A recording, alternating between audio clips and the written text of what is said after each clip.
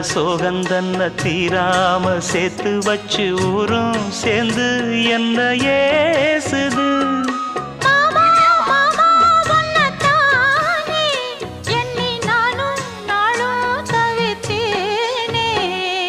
கூண்டுக்குள்ள என்ன வச்சு கூடி நின்ன ஊற விட்டு கூண்டுக்குள்ள போனதென்ன கோலக்கிளியே.